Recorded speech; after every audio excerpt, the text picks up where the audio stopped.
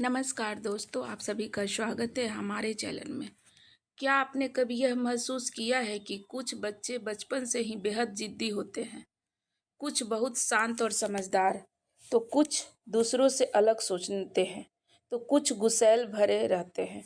क्या आपने कभी सोचा है कि एक ही घर में पलने बढ़ने वाले बच्चे एक जैसे माहौल में, एक जैसी परवरिश के बावजूद एक दूसरे से इतने अलग क्यों होते हैं? क्यों एक बच्चा माता-पिता की आँखों का तारा बन जाता है और दूसरा बच्चा हमेशा उलझनों से घिरा रहता है? कोई क्योंकि कोई संतान माता-पिता के बुढ़ापे का सहारा बनती है और तो कोई उन्हें ताउम्र तन्हा छोड़ देती है। जवाब सिर्फ एक है, कर्मा।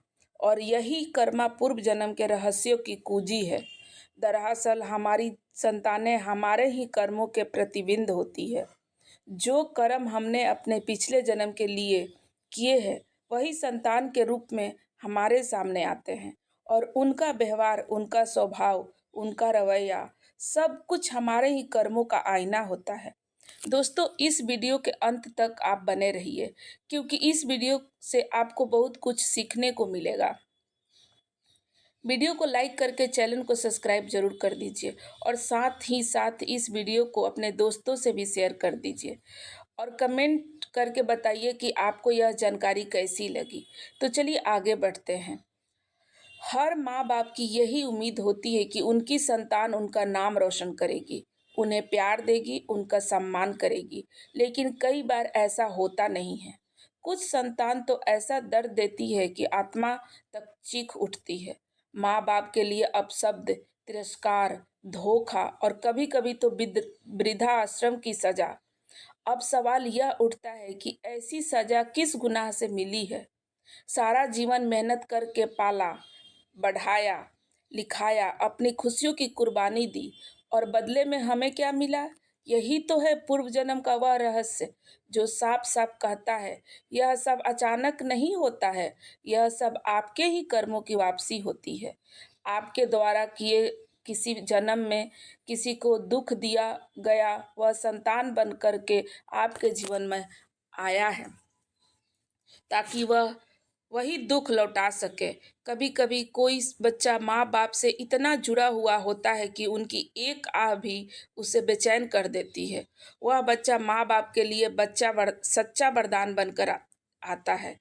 ऐसे सच्चे बच्चे सिर्फ इस जन्म के नहीं होते, यह आत्माएँ कई जन्मों से आपके साथ बंधी हुई है।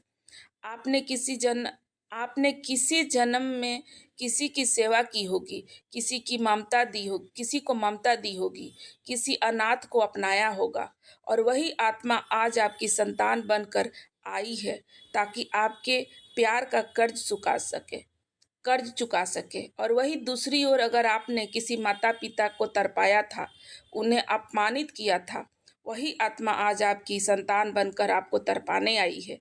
यही है पूर्व जन्म का सच और यही है कर्मा का न्योता और न्याय। हम संतान अपने आप को एक हर संतान अपने आप में एक संदेश लेकर आती है। वे संदेश जो आपके पिछले कर्मों का नतीजा है। अगर आपकी संतान आपके लिए खुशियाँ लेकर आई, तो समझिए आपने अच्छा बोया था। और अगर आपके जीवन में दुखों की बादल आपके संतान के ज़रिए आई है, तो यह सोचिए कि भगवान ने नाइंसाफ़ी नहीं की है, बल्कि यह सोचिए कि आपने कभी कोई नाइंसाफ़ी की थी, जो आज लौट कर आई है। कर्म का यह खेल बेहद सूक्ष्म है। यह वक़्त लेता है, पर न्याय ज़रूर करता है। कभी आपने सोचा है कि क्यों कुछ बच्चों को जन्म से ही कोई बीमारी होती है? कि क्यों कोई बच्चा जन्म लेते ही अनाथ हो जाता है? क्यों कोई मासूम बच्चा अत्याचार सहता है? क्या भगवान निष्ठुर है? नहीं, भगवान तो न्याय का दूसरा नाम है। यह सब कुछ हमारे ही अधूरे कर्मों का हिसाब होता है।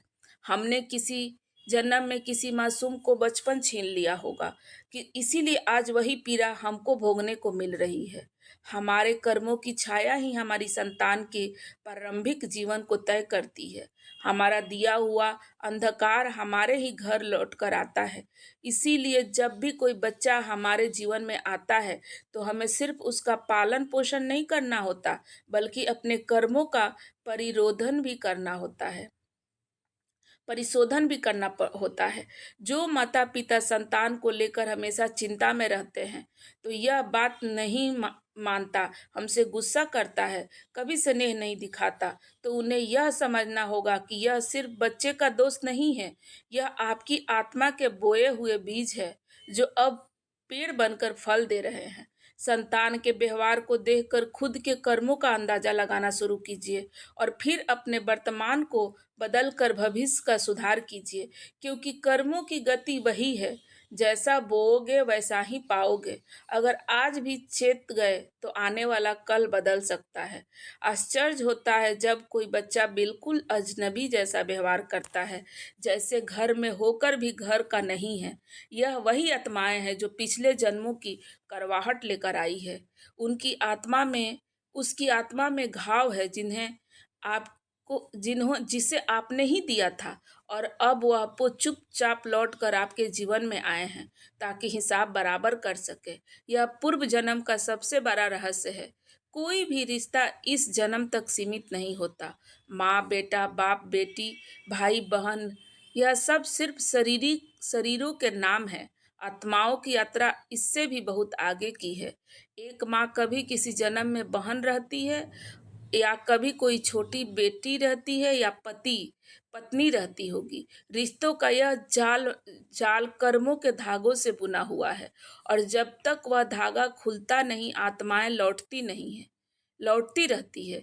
इसीलिए जब कोई संतान आपको दुख देती है तो रोइए मत, टटोलिए अपने भीतर। जरूर आपने किसी जन्म में उससे वह दर्द दिया होगा, और जब संतान आपके लिए वरदान बन जाए तो उसका सिर चूमकर भगवान का धन्यवाद कीजिए। अपने आपने किसी आत्मा को आंसू पोंछे हुए थे, आज वह आत्मा आपके लिए आशीर्वाद बनकर आई है। यही है कर्मों का पूर्व जन्म की गहराई। जो दिखता है वह सब नहीं होता, और जो होता है वो दिखता नहीं है। आपकी संतानें आपकी परछाइयों हैं, उनके व्यवहार में आपके पुराने कर्मों की झलक होती है। अब सवाल यह है कि अगर हमसे गलती हुई है तो क्या सुधार संभव है? बिल्कुल संभव है। यही तो मानव जीवन की खूबसूरती है। कर्म बदलो तो फल बदल जाएगा, प्रेम दो तो प्रेम लौट कर आएगा, क्षमा करो तो घाव भरेंगे। और संतानें गलत राह पर है तो उन्हें कोसने की बजाय उन्हें प्रेम और धैर्य से समझाओ, क्योंकि यह तुम्हारे ही अधूरे कर्मों का फल है जो अब पूरे होने आए हैं। दोस्तों, इस वीडियो के अंत तक आप बने रहिए, क्योंकि इस वीडियो से आपको बहुत कुछ सीखने को मिलेगा। वीडियो को लाइक करके चैनल को सब्सक्राइब जरूर कर दीजिए, और साथ ही साथ अपने दोस्तों में इस वीडियो को जरूर शेयर कर दीजिए। आप यह वीडियो कहाँ से देख रहे हैं ये जरूर कमेंट बॉक्स में लिख दीजिए। चलिए आगे बढ़ते हैं। रिश्तों में शांति चाहिए तो आत्मा से कार्य शुद्ध करना होगा। सिर्फ बाहर की पूजा पाठ से नहीं, बल्कि भीतर की सच्चाई से। अपने संतानों के साथ प्रेम की रिश्ता बनाओ। सिर्फ अधिकार का नहीं, उन्हें डांटने से पहले आत्मा से संवाद करो। क्या यह मेरी पुरानी गलती है जो इसका व्यवहार मुझे इस तरह से देखना पड़ रहा है? अगर यह सवाल पूछ लिया तो आत्मा जाग जाएगी, और जब आत्मा जागेगी तब कर्म जलने लगते हैं, और जब कर्म जलने लगते हैं तो वह चमत्कार होता है जो विज्ञान नहीं समझ सकता। एक बिगड़ा हुआ बच्चा बदलने लगता है, एक रूठा हुआ दिल भी जुड़ने लगता है, और एक टूटा हुआ रिश्ता भी खिलने लगता है। याद रखो, ईश्वर सिर्फ मंदिर में नहीं, तुम्हारी संतानों में है। तुम्हारे कर्मों का लेखा जोखा उन्हीं में तो दर्ज है। उन्हें सुधारना है तो खुद को सुधारो, उन्हें समझना है तो अपने कर्मों को समझो, क्योंकि यह जीवन सिर्फ एक अध्याय है।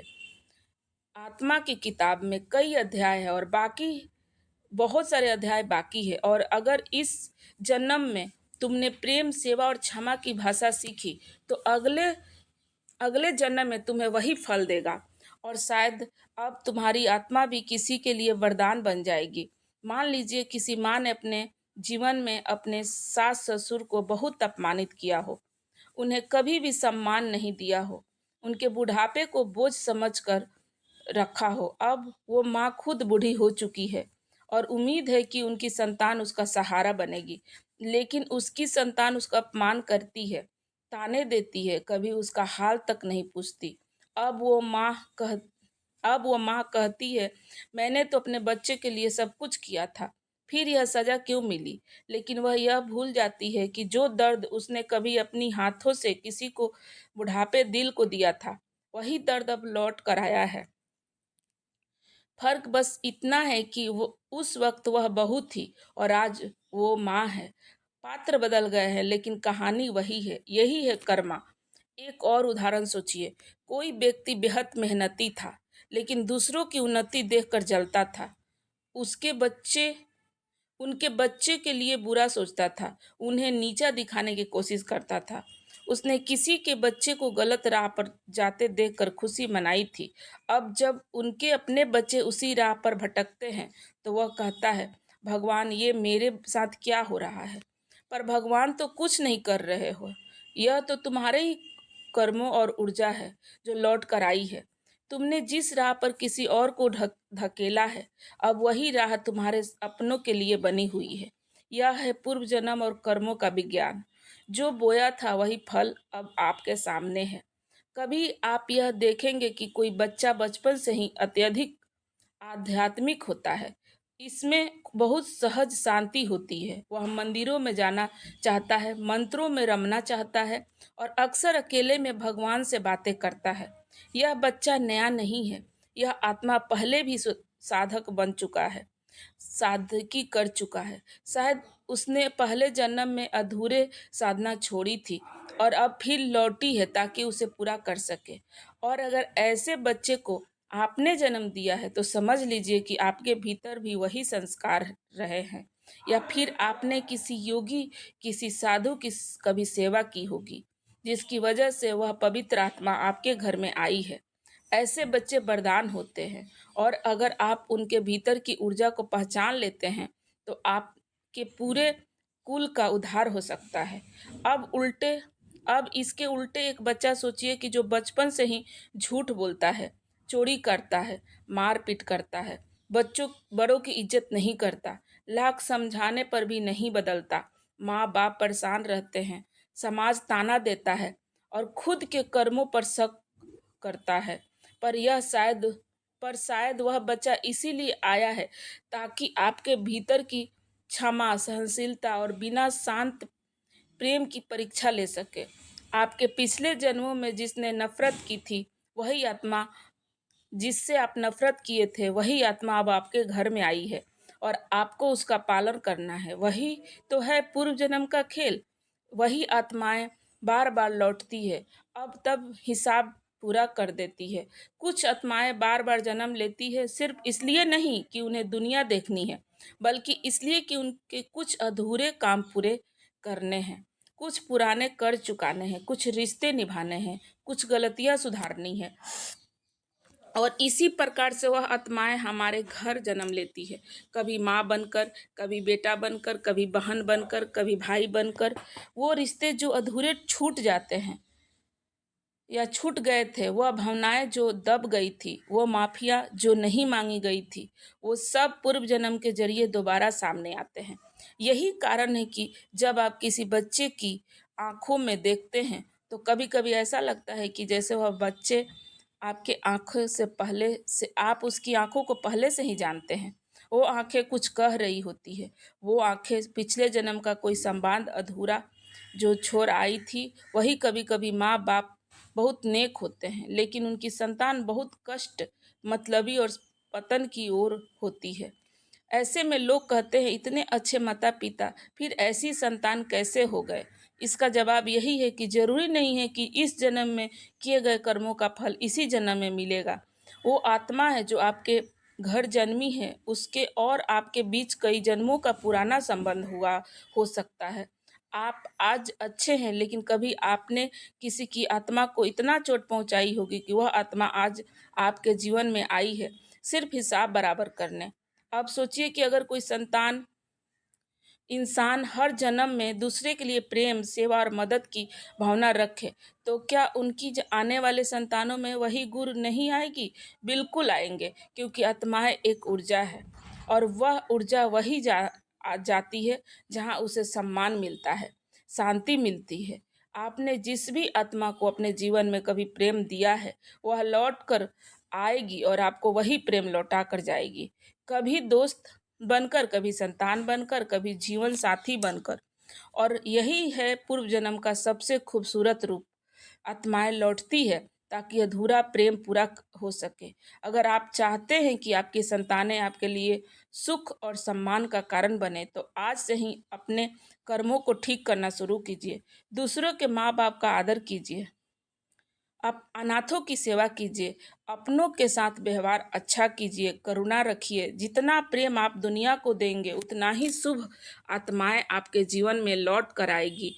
और अगर तब तक आपसे कोई गलती हुई है, और अब तक जब आपसे कोई गलती हुई है, उसका पछतावा करना ही काफ़ी नहीं, बल्कि उसे सुधारने के लिए कुछ अच्छा करना जरूरी है। क्योंकि कर्म सिर्फ सोचने से नहीं, क्रिया से बदलते हैं। सोचने से नहीं, क्रिया से बदलते हैं। बहुत सारे लोग को यह भ्रम होता है कि बच्चा तो भगवान देते हैं, तो उनमें हमारा क्या दोष है। लेकिन सच्चाई यह है कि भगवान सिर्फ माध्यम है।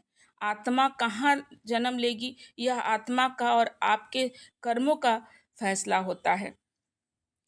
और अगर आप सत्कर्म करते हैं तो उच्च आत्माएं आपके जीवन में जन्म लेती है। और अगर आपके भीतर क्रोध, द्वेष, छल, लालच है, तो वही आत्माएं आपके यहाँ जन्म लेती है, जो उसी ऊर्जा के रूप में डूब जाती है। इसीलिए आपके घर के वातावरण को शुद्ध रखो, आपके विचारों को सतीत्व बनाओ और हर जीव के प्रति करुणा रखो। यही तुम्हारी आने वाली संतानों की नींव बनेगी। अब सवाल यह है कि क्या इस जन्म में अपने कर्मों को बदल कर अपने बच्चों के भविष्य को भी संवारा जा सकता है? क्या हम अपने पिछले कर्मों का प्रायश्चित करके अपने जीवन में शांति, प्रेम, सम्मान को भुला सकते हैं?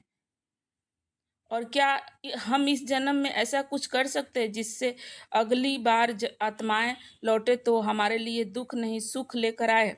जवाब है हाँ, क्योंकि कर्म का सिद्धांत सिर्फ सही संज्ञा नहीं होता, बल्कि सुधार का मौका देता है।